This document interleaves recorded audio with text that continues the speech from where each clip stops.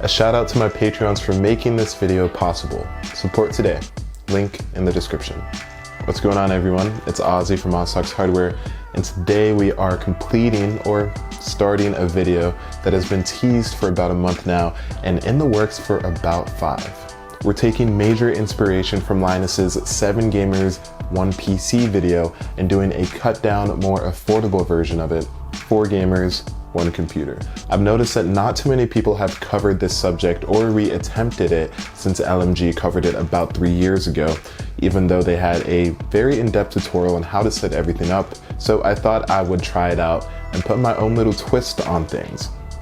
And by twist, I mean it's cheaper. Of course, affordable is all relative. You can't expect a project of this caliber to be affordable for most viewers, but in the grand scheme of things, it's definitely fairly priced. All of the parts together will cost right under $1,500, so it's essentially a $375 PC per person. This will be part 1 of a 2-part build log series, and in this part we will go over the components that we're using and why we chose them.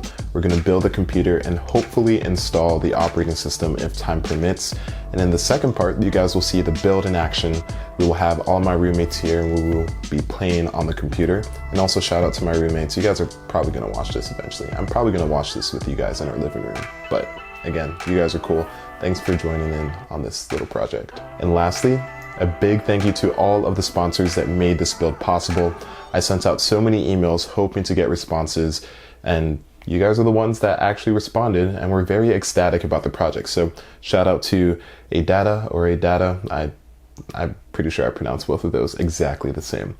Team Group, Time Tech, and Unboxed and Rosewell. So you guys are awesome. Again, thank you so much for making this possible. And without any further ado, let's get into the parts. So I'm sure you guys can already see the parts behind me. They're all right here. But first things first, let's start with the processor.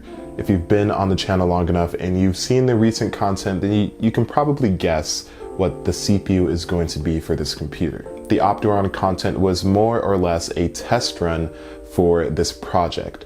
I wanted to ensure that they were fast enough for 30 FPS gaming, and although they weren't stellar, they did pass and they were usable. That equates to a total of 24 cores, and divided by the 4 people that will be using the computer, that's 6 dedicated cores each. Now Xeons were also an option here, but I decided to go with Opterons. 1, because they're good enough for what I wanted to do.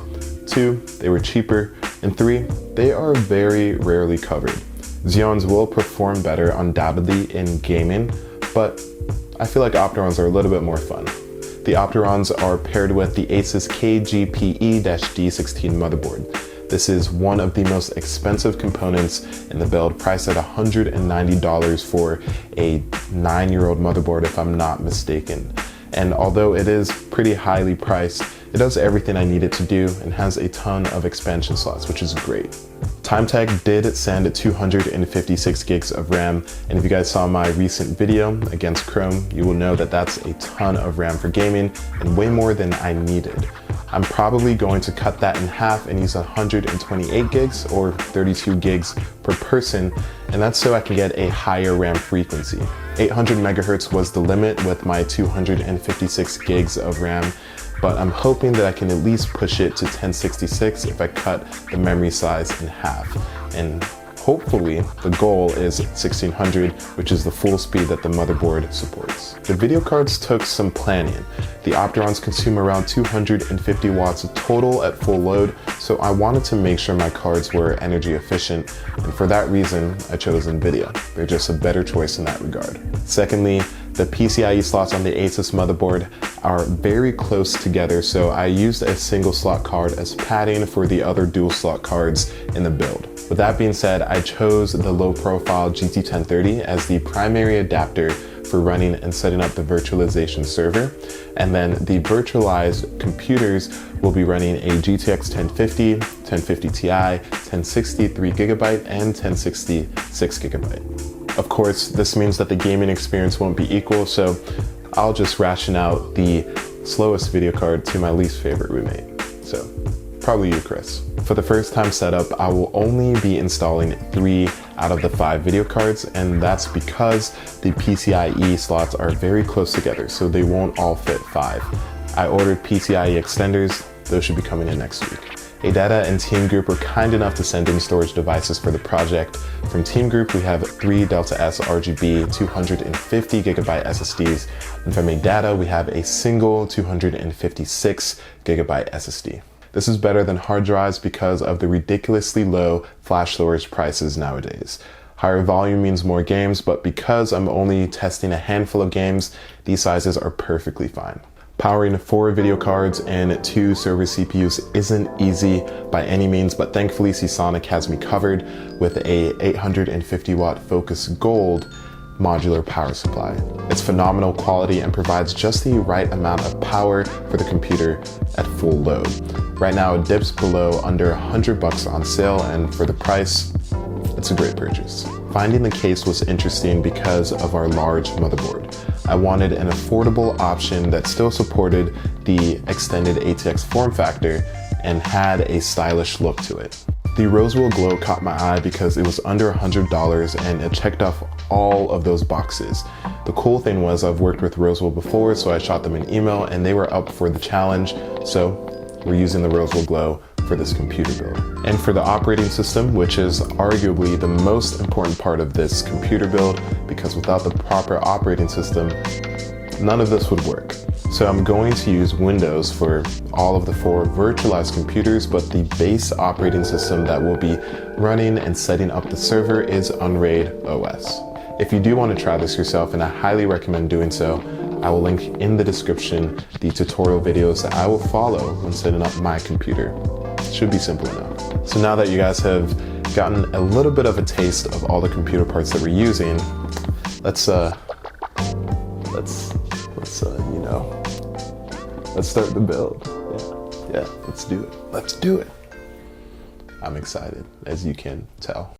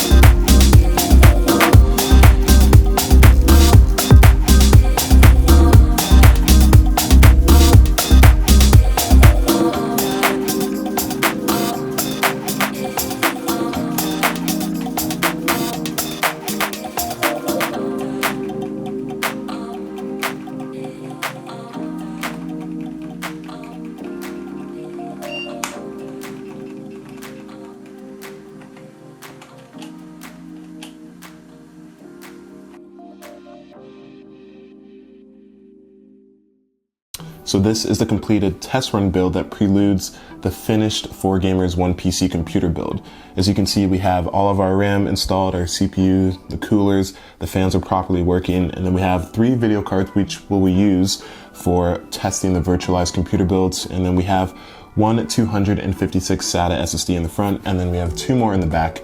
This one will act as the parity drive, and then the 2 in the back will act as the virtualized disk drives. Unfortunately, I did not have time to set up the operating system and the server, but I did power on everything, and most of the things in here are working just fine.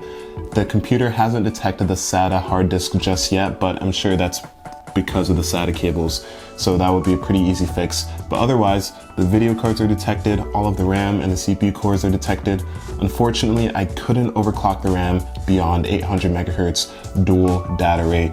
I'm not entirely sure what's going on. I thought that having less RAM in there would actually help it because it could have been oversaturated, but I'll figure that out in another time.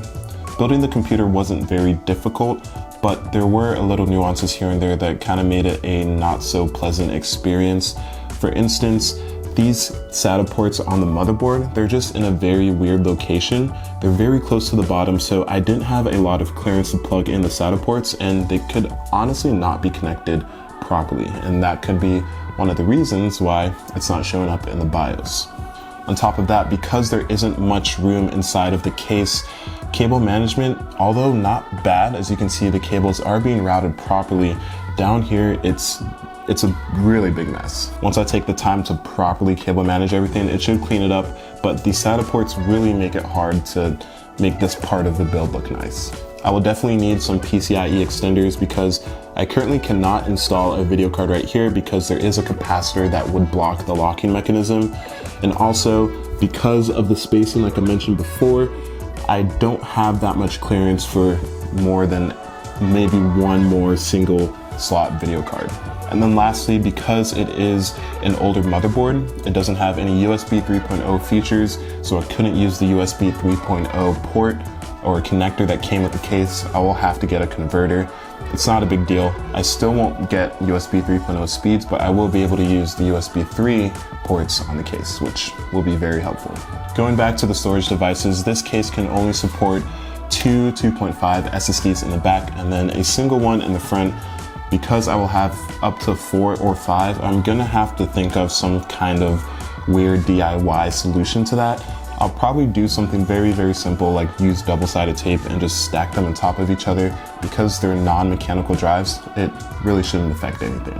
But beyond that, this is going to be an exciting experience. It's probably one of the most daunting projects I've done so far, and I've been spending a lot of time prepping for it, so I hope that it all works out.